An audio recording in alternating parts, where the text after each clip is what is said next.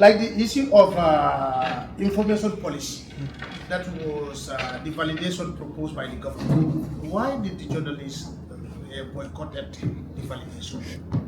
Why? Yeah. So the problem was that there was not enough consultation when the regulations were being developed. So what happened, if I might just give a brief history. In 2022, PURA started developing content regulations.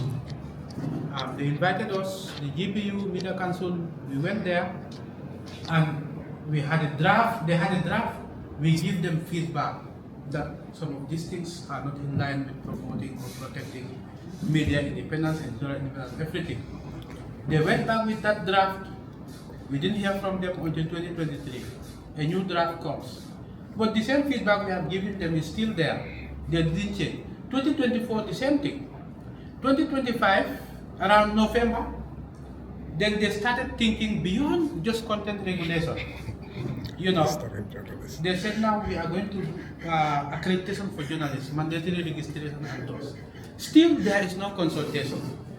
The minister, he called us to a meeting, you know, and he said they want to do this thing, you know. We raised concerns about whether this is not going to affect press freedom or freedom of expression.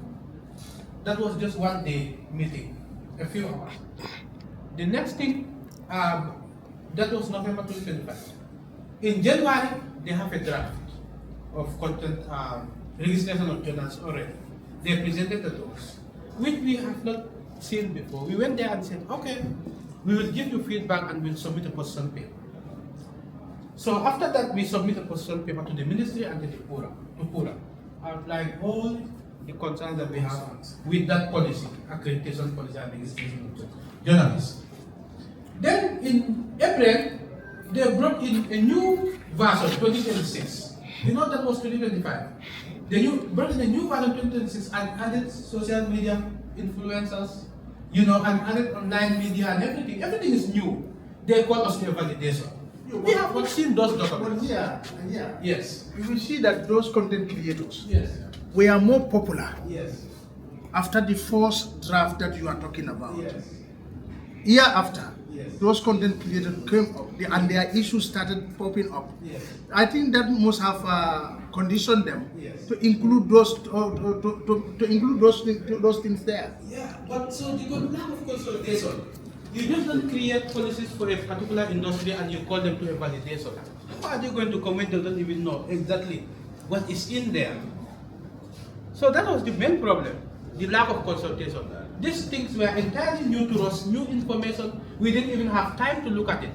PURA published this thing for public consultation during a major public holiday. Yes, and they gave on their website. That was the November 2025. No, in April 2025, when they have an entire new collection of regulations. And they did not, when they published it on their website, they did not announce to anyone that they have opened public consultation, and they give 10 days.